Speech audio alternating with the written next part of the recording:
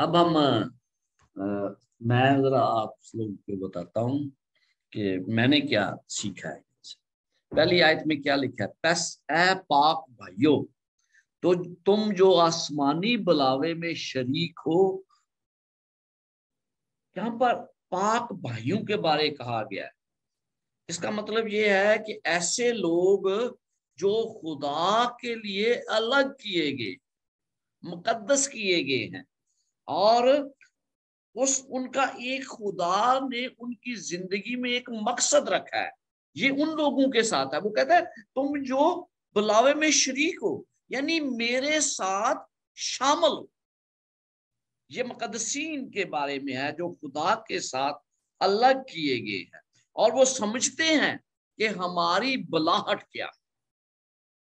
एक लफ्ज है ग्रीक का, और वो ग्रीक का लफ्ज है हैगियोस, जिसका मतलब ये है पाक किए जाना, जिसका तर्जुमा पाक किया गया है।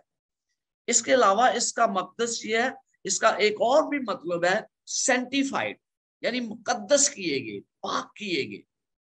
तो वो जो खुदा के लिए अलग किए गए, ये उन लोगों से मुखातब है। और वो कहता है उस रसूल और सरदार कहन यीशु पर गौर करो जिसका हम इकरार करते हैं। कहता है भाई कि ये, इसका मतलब ये है कि रसूल क्या होता है?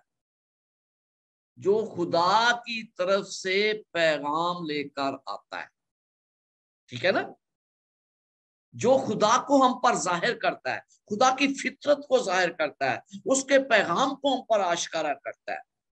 यीशु मसीह को यहाँ रसूल कहा गया है क्योंकि यीशु मसीह आया और उसने खुदा की फितरत को हम पर आश्कारा कर दिया। अब उसको सरदार कहन कहा गया है। सरदार कहन का काम क्या है? कि इंसानों की तरफ से खुदा के पास वो जाता है और इंसानों की फितरत के बारे में वो जानता है, इंसानों के गुनाहों के बारे में जानता है, इंसानों के मामलात के बारे में जानता है, और वो खुदा को जाकर बताता है। तो यहाँ पर यीशु मसीह दोनों काम हमारे लिए करता है, और हमें ये याद दिलाया गया है यहाँ पर कि हम यीशु मसीह के साथ मुंसलिक हैं, क्योंकि वो हमारा रसूल भी है और हमारा सरदार कहन भी है, हमारा पैगंबर है खुदा की तरफ से। उसने खुदा को हम पर आश्करा किया है। इस किताब में, यहाँ पर बुनियादी तौर पर यह किताब जो है ये इब्रानियों को लिखी गई। उनको ये कहा गया है भाई वो पुरानी रस्मों को छोड़ दो, खुदावंद यीशु मसीह को अपना लो, पुरानी रस्मों को तर्क कर दो, क्योंकि उसका कोई फायदा नहीं है। और फिर मुझे ऐसे लगता है इस किताब में इस आसमानी चीजों की फितरत को हम पर जाहिर किया गया है। यहाँ पर आसमानी फितरत और जमीनी फितरत को एक का मुआसना किया गया है। पहली बात जो इस किताब में की गई है कि ये यीशु मसीह की तरफ हमें इशारा करती है। यीशु मसीह जो इस वक्त आसमानी मकामों में है, और फिर वो हमें ये बताती है कि वो आसमान पर हमारे मामलात के लिए मकदस में मौजूद है। वो कहता है वो आसमानों से बुलंद किया गया, वो हकीकत में हमारा निजात दहिंदा है। और फिर उसके बाद पहले चैप्टर्स में हमें बताया गया दोनों में कि किस तरह वो बुलंद किया गया, किस तरह वो आसमानी मकदस में बैठा है। और फिर इसमें वो कहता है कि तुम जो आसमानी बुलावे में शरीक, तुम इसलिए बुलाए गए हो, और खुदा ने आपको नेमतें दी हैं, खुदा ने आपको आसमानी फितरत के बारे में आश्कारा किया है, और खुदा ने तुम्हारे लिए आसमानी घर रखा है। आसमान पर जाओगे, वहां पर नया यरूशलेम होगा। ये तमाम बातें हमें इसमें बताई गई हैं। और फिर इसके साथ साथ ये बताया गया कि तुम आसमानी शहर के वारिस हो।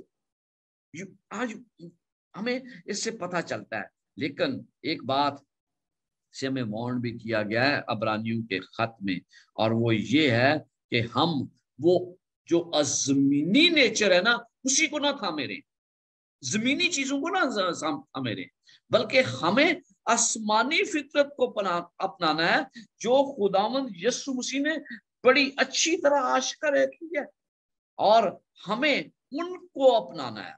पुराने अहदनामे में तमाम चीजें जो थी वो जमीनी फितरत से तल्लक रखती थी, लेकिन नए अहदनामे में उन तमाम को खत्म करके आसमानी फितरत को अपनाने के लिए मुझे और आपको बताया गया है। एक और बात है, मूसा रसूल, पैगंबर, नबी, खुदा की तरफ से पैगाम लोगों को लाता था, ठीक है ना, वो खुदा की तरफ से पैगाम लाता था, यानी वो खुदा का नुमाइंदा था, खुदा।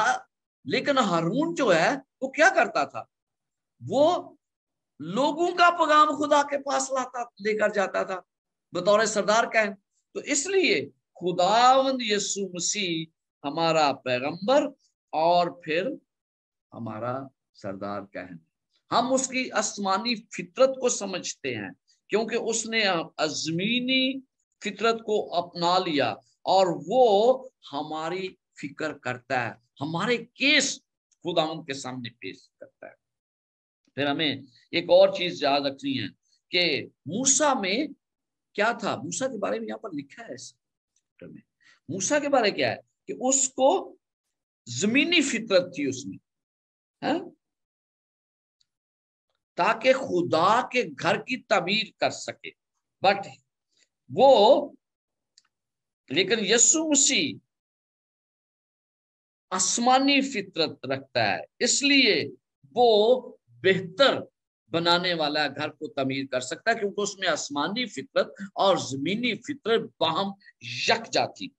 यीशु मसीह ने इसीलिए हमारे लिए उस मकदस को तैयार किया जिसके बारे में वो कहता है कि भाई वो तुम हो और वो मकदस हम हैं, और जिसका सिरे का पत्थर यीशु मसीह है। तो वो हमें इसमें कहता है कि तुम इसमें तमीर किए, लेकिन मसीह के बेटे की तरह उसके घर का मुख्तार है, और उस घर हम हैं बशर्ता अपनी दलेरी और उम्मीद का फख्र आखिर तक मजबूती से कायम रखें। अगर हम आखिर तक उसके साथ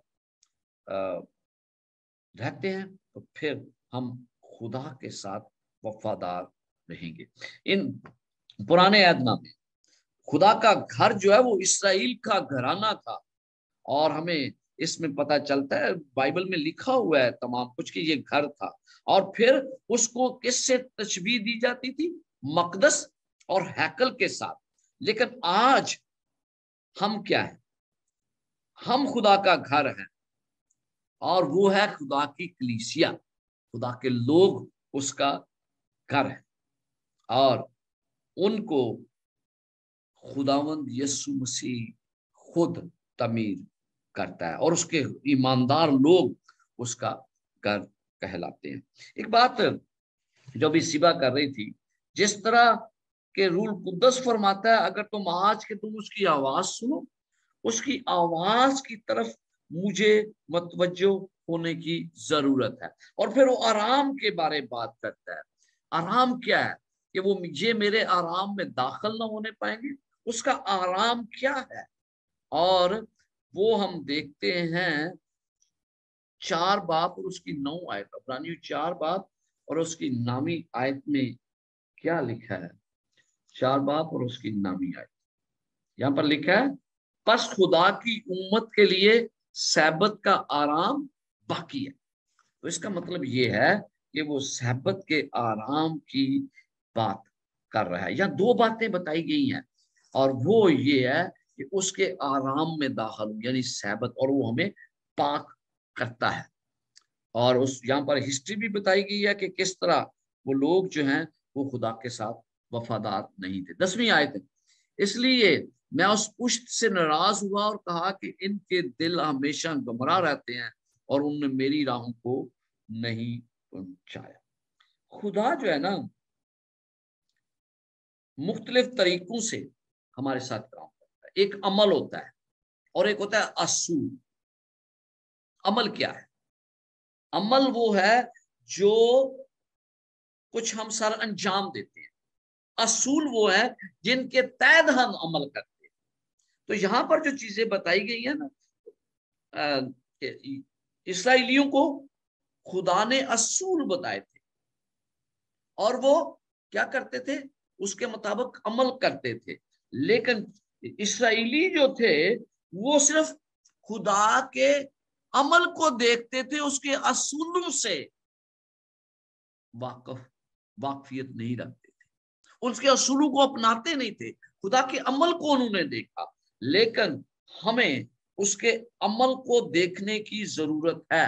मूसा जो है वो उसके अमल को जानता था, उसके असूलों को जानता था। मेरे लिए जरूरी है कि मैं खुदा के असूलों के तहत अमल करूं।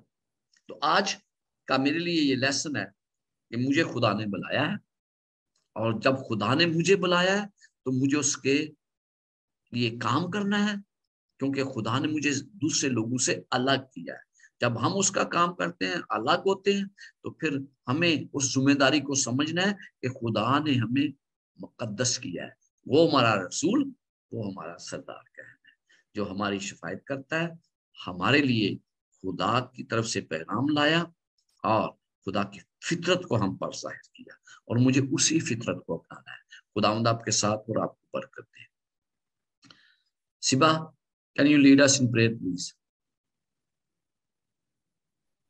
Let's pray.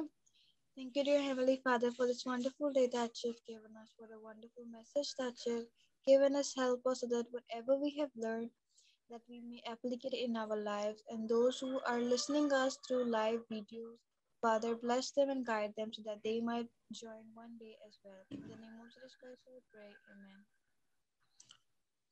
Okay, God bless you.